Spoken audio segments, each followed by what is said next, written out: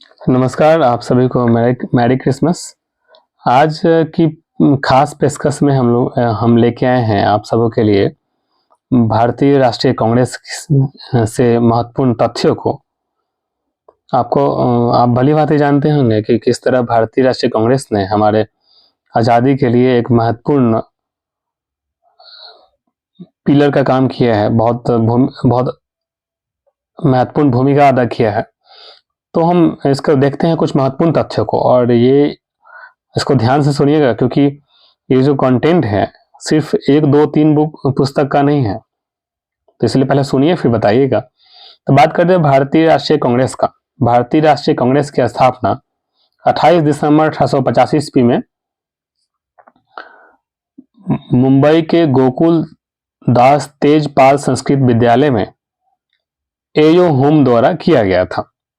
फिर से रिपीट कर रहे हैं कि 28 दिसंबर 1885 ईस्वी को भारतीय राष्ट्रीय कांग्रेस की स्थापना मुंबई के गोकुल तेजपाल संस्कृत विद्यालय में किया गया डॉक्टर एयो होम द्वारा। बता दें कि एयो होम एक ब्रिटिशर्स थे। यह कई बार क्वेश्चन पूछ लिया गया इनसे कि भारत जो एयो होम थे क्या थे, तो एक पूर्व प्रशासनिक अधिकारी थे, एक आईसीएस ऑफिसर थे। आपको बता दें कि 1857 की क्रांति हुई थी, उसमें डॉक्टर एयो होम आपका इटावा के डीएम थे, याद रखिएगा। तो भारतीय राष्ट्रीय कांग्रेस के संस्थापक थे एयो होम, और संस्थापक सदस्य के रूप में जाने जाते हैं दादा भाई नौरोजी और दिनसा वाचा को। ठीक है, इन तीनों को संस्थापक सदस्य के रूप में जाना जाता है, एयो होम, दादा भाई नौरोजी और दिनसा वाचा। बता दें कि भारतीय राष्ट्रीय कांग्रेस में राष्ट्रीय शब्द लिया गया यूरोप से, कांग्रेस शब्द लिया गया अमेरिका से, और भारतीय राष्ट्रीय कांग्रेस का नामकरण किया दादा भाई नौरोजी ने। यानी कह सकते हैं कि भारतीय राष्ट्रीय कांग्रेस नाम दिया था एयो होम ने। और भारतीय राष्ट्रीय कांग्रेस आचार्य नरेंद्र देव के दिमाग की उपज कही जाती है। ठीक है, आपको बता दें कि इसके संस्थापक सदस्य थे डॉक्टर एयो होम, दादा भाई नौरोजी और दिनसा वाचा।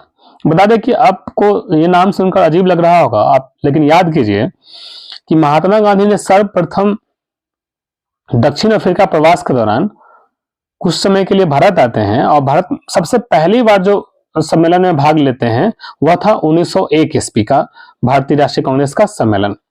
बता दें कि 1901 ईस्वी के भारतीय राष्ट्रीय कांग्रेस के सम्मेलन के अध्यक्षता दिनसा वाचा कर रहे थे, और स्थान था कोलकाता। उसी में प्रथम बार महात्मा गांधी ने भाग लिया था।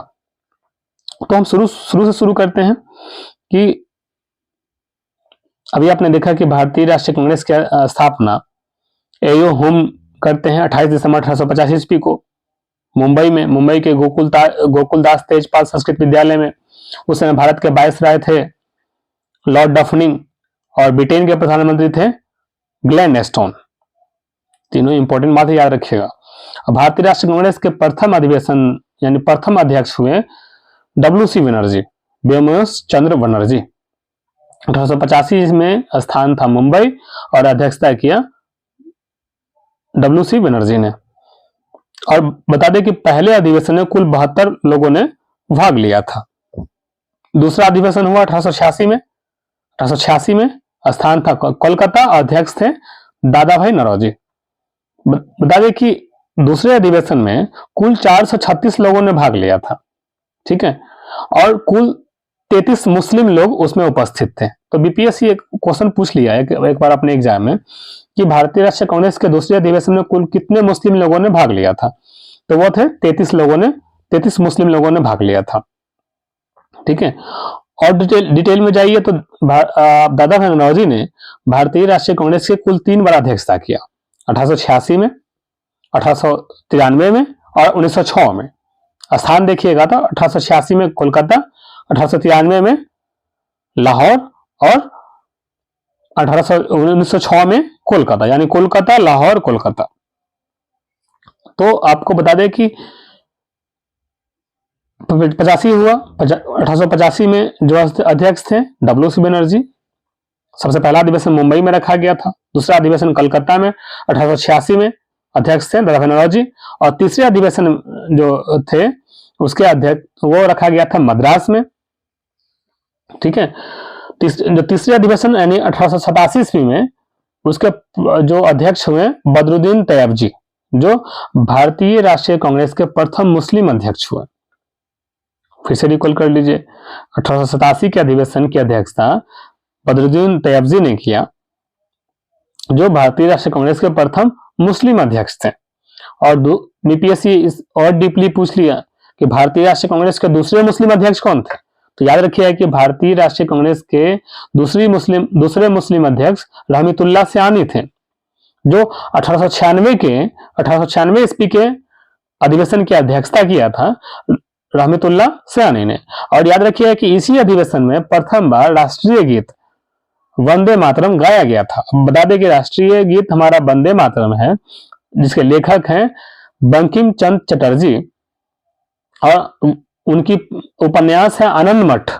वही आनंद मठ जिसमें प्रथम बार सन्यासी विद्रोह का उल्लेख किया गया, उसी आनंद मठ से उपन्यास से हमारा जो राष्ट्रीय गीत है वंदे मातरम वो लिया गया है, ठीक ना। और हमारा 1911 ईस्वी का अधिवेशन याद होगा आपको। उसी 1911 ईस्वी के अधिवेशन की अध्यक्षता डॉक्टर BN धर कर रहे थे।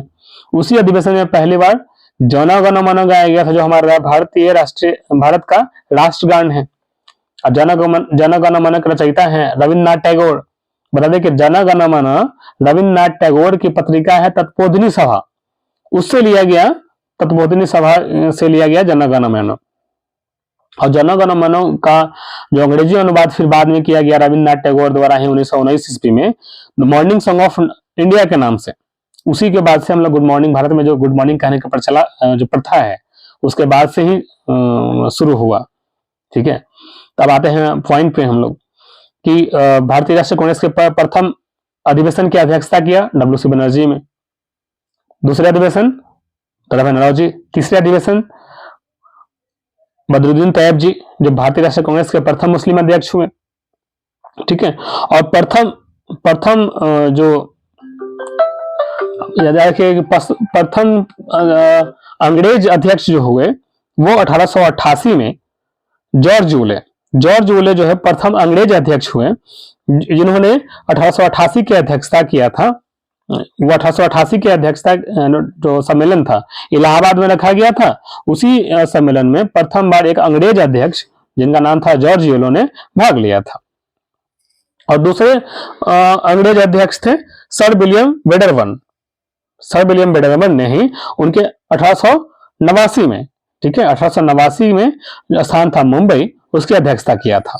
तो प्रथम मुस्लिम अध्यक्ष हुए बदरुद्दीन तैयब जी, प्रथम अंग्रेज अध्यक्ष हो गए जॉर्ज वुले, प्रथम पारसी अध्यक्ष हुए दादा भाई नौरोजी, ठीक है।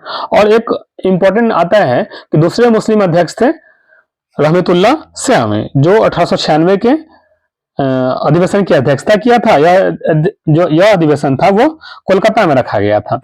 इसके बाद सबसे इंपॉर्टेंट आता है कि प्रथम बार महात्मा गांधी ने किस सम्मेलन में भाग लिया था। याद रखिएगा कि प्रथम बार महात्मा गांधी ने 1901 की ईस्वी की सम्मेलन जो रखा गया था उसमें भाग लिया था।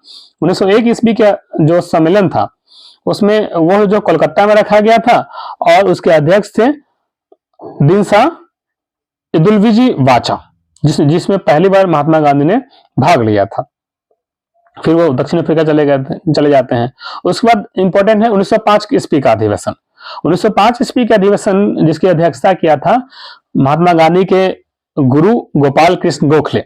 और यह इसलिए इंपॉर्टेंट है कि क्वेश्चन बीपीएससी द्वारा पूछ लिया गया कि किस अधिवेशन में स्वदेशी आंदोलन का नींव पड़ा था। तो 1905 ईस्वी के अधिवेशन जो बनारस में रखा गया था, वाराणसी में रखा गया था, जिसकी अध्यक्षता करा रहे थे गोपाल कृष्ण गोखले, उसी में प्रथम बार यानी उसी अधिवेशन में स्वदेशी आंदोलन की नींव पड़ी थी। आपको भली बात ही पता होगा कि लॉर्ड कर्जन के समय में बंगाल विभाजित किया गया। तो लॉर्ड कर्जन के समय में बंगाल विभाजन की घोषणा किया गया था। 19 जुलाई 1905 ईस्वी को, या कई बार 20 जुलाई 1905 ईस्वी को भी बोलते हैं। उसके एवज में स्वदेशी आंदोलन रखा गया। स्वदेशी आंदोलन की शुरुआत हुई 7 अगस्त 1905 को, ठीक है, और पूर्ण रूप से बंगाल विभाजित हुआ 16 अक्टूबर 1905 को, ठीक है। उसे जब बंगाल विभाजित हुआ उस समय पूरे भारतवर्ष में शोक दिवस के रूप में मनाया गया, ठीक ना। तो इसमें एक इंपॉर्टेंट है कि स्वदेशी आंदोलन को शुरुआत 7 अगस्त 1905 को हुआ था। और आपको बता दें कि स्वदेशी आंदोलन का अखिल भारतीय स्तर पर अध्यक्षता किया था सुरेंद्र नाथ बनर्जी ने, और स्वदेशी आंदोलन का जो दिल्ली में अध्यक्षता किया, यानी जो मध्यस्थता निभाया, हैदर राजा खान ने। स्वदेशी आंदोलन का मद्रास में अध्यक्षता किया पी चिदम्बरम पिल्ले ने। स्वदेशी आंदोलन का पंजाब में अध्यक्षता किया था लाला लाजपत राय ने। स्वदेशी आंदोलन का पुणे में या महाराष्ट्र में अध्यक्षता किया था बाल गंगाधर तिलक ने। और सबसे इंपॉर्टेंट क्वेश्चन भी पूछ लिया गया कई बार कि स्वदेशी आंदोलन का अखिल भारतीय स्तर पर अध्यक्षता किया था सुरेंद्र नाथ बनर्जी ने। अब बात करते हैं 1905 हो गया, 1906 के अधिवेशन के। 1906 के अधिवेशन की अध्यक्षता मैंने बताया कि दादा भाई नौरोजी करा रहे थे, और इसी अधिवेशन में प्रथम बार स्वराज की मांग किया गया, है ना। भारतीय राष्ट्रीय कांग्रेस द्वारा 1906 ईस्वी का अधिवेशन था, इसमें दादा भाई नौरोजी ने प्रथम बार स्वराज की मांग किया गया। अब बता दें कि स्वराज शब्द का सर्वप्रथम प्रयोग स्वामी दयानंद सरस्वती की पुस्तक सत्यार्थ प्रकाश में किया गया है। यानी स्वराज शब्द का सर्वप्रथम प्रयोग देखा जाए तो स्वामी दयानंद सरस्वती की पुस्तक है सत्यार्थ प्रकाश, उसमें प्रथम बार किया गया। लेकिन भारतीय राष्ट्रीय कांग्रेस द्वारा स्वराज शब्द का सर्वप्रथम प्रयोग किया गया 1906 के अधिवेशन में दादा भाई नौरोजी द्वारा। और पूर्ण स्वराज की मांग अगर कहा जाएगा तो पूर्ण स्वराज की मांग 1929 के अधिवेशन लाहौर में पंडित जवाहरलाल नेहरू द्वारा किया गया था, ठीक है ना। इसे 2-3 चीज क्लियर कर लीजिए। स्वराज शब्द का सर्वप्रथम प्रयोग सत्यार्थ प्रकाश में किया गया, और स्वराज शब्द की मांग सर्वप्रथम किया गया दादा भाई नौरोजी द्वारा 1906 के अधिवेशन, स्थान था कोलकाता। और पूर्ण स्वराज की मांग किया गया 1929 के लाहौर अधिवेशन में पंडित जवाहरलाल नेहरू द्वारा। इससे पहले कुछ और इंपॉर्टेंट फैक्ट्स उसको देख लेते हैं। 1907 का अधिवेशन वह वर्ष था जो सूरत में हुआ था। 1907 में सूरत में अधिवेशन हुआ जिसके अध्यक्षता थे डॉक्टर रास बिहारी घोष। इसी सूरत के अधिवेशन में कांग्रेस का प्रथम विभाजन हो जाता है, यानी कांग्रेस जो है नरम दल और गरम दल में बढ़ जाता है, ठीक ना। उसका सब फिर 1916 में जो है पूर्ण रूप से कांग्रेस एकजुट हो जाता है, जिसमें ध्यान दीजिएगा कि 1916 का जो अधिवेशन होता है लखनऊ में, है ना, जिसको लखनऊ पैक्ट के नाम से भी जानते हैं। उस समय कांग्रेस जो है, कांग्रेस और मुस्लिम लीग एक हो जाता है मोहम्मद अली जिन्ना के मध्यस्थता से, और गरम दल नरम दल एक हो जाता है एनी बेसेंट की मध्यस्थता से, ठीक है। इसमें याद रखिएगा उस अधिवेशन की अध्यक्षता कर रहे थे आपका रास बिहारी क्या उनका नाम है, अंबिका चरण मजूमदार, ठीक है। 1916 के अधिवेशन जो लखनऊ में हुआ था उसमें कांग्रेस एकजुट हो गया, उसकी अध्यक्षता अंबिका चरण मजूमदार करा रहे थे, ठीक है। तो उसमें याद रखिए कि जो इम्पोर्टेंट बात जो याद रखने वाली बात है उसमें ये कि कई बार पूछ लिया जाता है कि कांग्रेस और मुस्लिम लीग किसकी मध्यस्थता से एक हुए थे, तो मोहम्मद अली जिन्ना से। इसलिए मोहम्मद अली जिन्ना को सरोजिनी नायडू ने हिंदू मुस्लिम एकता का जनक के रूप में संज्ञा दिया था। और गरम दल नरम दल एक होता है एनी बेसेंट के मध्यस्थता से। उसके एक साल बाद 1917 में जो है जिसकी अध्यक्षता एनी बेसेंट करती है, एनी बेसेंट भारतीय राष्ट्रीय कांग्रेस की प्रथम महिला अध्यक्ष थी, ठीक है। एनी बेसेंट ऐसा पूछ लिया जाएगा, भारतीय राष्ट्रीय कांग्रेस की प्रथम महिला अध्यक्ष एनी बेसेंट अध्यक्षता करती है 1917 में, और स्थान था कोलकाता। और भारतीय राष्ट्रीय कांग्रेस की प्रथम भारतीय महिला अध्यक्ष वो थी सरोजिनी नायडू। याद रखिएगा कि सरोजिनी नायडू 1925 के कानपुर के अधिवेशन की अध्यक्षता करती है। वह आपका याद रखिएगा कि भारतीय राष्ट्रीय कांग्रेस की प्रथम भारतीय महिला अध्यक्ष थे। इनका क्रम अगर कई बार क्रम पूछ लिया गया कि भारतीय राष्ट्रीय कांग्रेस की प्रथम महिला अध्यक्ष एनी बेसेंट रही 1917 के कोलकाता के अधिवेशन का, उसमें क्रम था उनका 32वां, जो अधिवेशन का क्रम था 32वां था। और जब भारतीय राष्ट्रीय कांग्रेस की जो प्रथम भारतीय महिला अध्यक्ष हुई सरोजिनी नायडू 1925 ईस्वी में कानपुर की अध्यक्षता किया, उसका क्रम था 40वां। और एक और बात करती है 1933 ईस्वी में नलिनी सेन गुप्ता, ठीक है, वो जो नलिनी सेन गुप्ता करती है 1933 ईस्वी में, वो भी भारतीय राष्ट्रीय कांग्रेस की दूसरी महिला अध्यक्ष रही, ठीक है। अब बात करते हैं कि कुछ और इंपॉर्टेंट बात, जैसे हमने पढ़ा कि 1907 में कांग्रेस का फूट हुआ, फिर 1916 में कांग्रेस फिर एक हो गया, और एक और टर्म आता है 1918 के अधिवेशन में, जिसकी अध्यक्षता करा रहे थे हसन इमाम, वह मुंबई में हुआ था। इस समय कांग्रेस का दूसरा फूट माना जाता है, क्योंकि इसी समय मुस्लिम लीग फिर से अलग हो गई थी।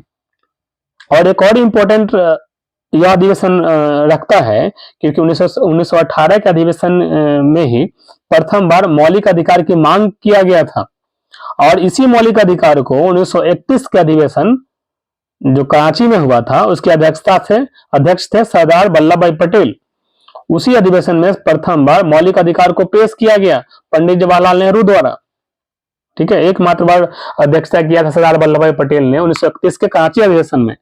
उस अधिवेशन की खासियत यह है कि पंडित जवाहरलाल नेहरू द्वारा मौलिक अधिकार पेश किया गया था, और इसी समय जब कराची में महात्मा गांधी जाते हैं तो उनको काले झंडे दिखाए जाते हैं, ठीक है। तो उसमें उनका कांग्रेस के ऊपर कहना था कि उसका एक अलग वीडियो में बनाऊंगा, उसका एक रीजन बताऊंगा। तो कुछ और इंपॉर्टेंट देखते हैं कि जैसे हमने देखा कि दादा भाई नौरोजी कुल 3 बार भारतीय राष्ट्रीय कांग्रेस का अध्यक्षता करते हैं, 1886, 1893 और 1906। वैसे ही पंडित जवाहरलाल नेहरू कुल 3 बार भारतीय राष्ट्रीय कांग्रेस का अध्यक्षता करते हैं, 1929 के लाहौर अधिवेशन की, 1936 के लखनऊ अधिवेशन की, और 1937 का फैजपुर अधिवेशन। फैजपुर इसलिए प्रसिद्ध था कि वो एकमात्र बार गांव में आयोजित किया गया था। 1937 में स्थान था फैजपुर, अध्यक्ष थे पंडित जवाहरलाल नेहरू। यह इसका क्रम था, इस अधिवेशन का क्रम था 91वां। अब आगे बढ़ते हैं कि बिहार की बात करें। बिहार में कुल 3 बार भारतीय राष्ट्रीय कांग्रेस का अधिवेशन रखा गया था। इस किसी भी बिहार से संबंधित किसी भी एग्जाम के लिए यह बहुत महत्वपूर्ण है, इसको याद कर लीजिएगा कि भारतीय राष्ट्रीय कांग्रेस का कुल 3 बार बिहार में अधिवेशन रखा गया था। 1912 में, 1922 में, 1940 में। 1912 में बांकीपुर में, जिसके अध्यक्ष थे आर.एन. माधोलकर। 1922 में गया में, जिसके अध्यक्ष थे चित्तरंजन दास। 1940 में रामगढ़ में, जो वर्तमान में झारखंड में पड़ता है, उसके अध्यक्ष थे अब्दुल कलाम आजाद। उसी समय 1940 के रामगढ़ के अध्यक्षता करते हैं, अधिवेशन की अध्यक्षता करते हैं अब्दुल कलाम आजाद, और वो 6 वर्ष तक लगातार कोई अधिवेशन नहीं होती है, क्योंकि उस समय शुरू हो गया था बहुत सारे आंदोलन शुरू, भारत छोड़ो आंदोलन शुरू हो गए थे, बहुत सारे चीज ऐसा होने लगा था कि फिर अधिवेशन नहीं हुआ, और तब तक जो है यही अध्यक्ष रह जाते हैं। इससे क्वेश्चन आता है कि सबसे ज्यादा दिन तक रहने वाले अध्यक्ष कौन थे, तो अब्दुल कलाम आजाद थे। सबसे कम उम्र के अध्यक्ष कौन थे, तो वो भी अब्दुल कलाम आजाद थे। और आपको ये भी जानिए कि हमारे स्वतंत्र भारत के प्रथम शिक्षा मंत्री अब्दुल कलाम आजाद ही थे, ठीक है। अब आता है कि भारत छोड़ो आंदोलन के समय भारतीय राष्ट्रीय कांग्रेस के अध्यक्ष कौन थे, तो अब्दुल कलाम आजाद थे, और ब्रिटेन के प्रधानमंत्री विंस्टन चर्चिल थे। और एक आता है कि भारत की आजादी के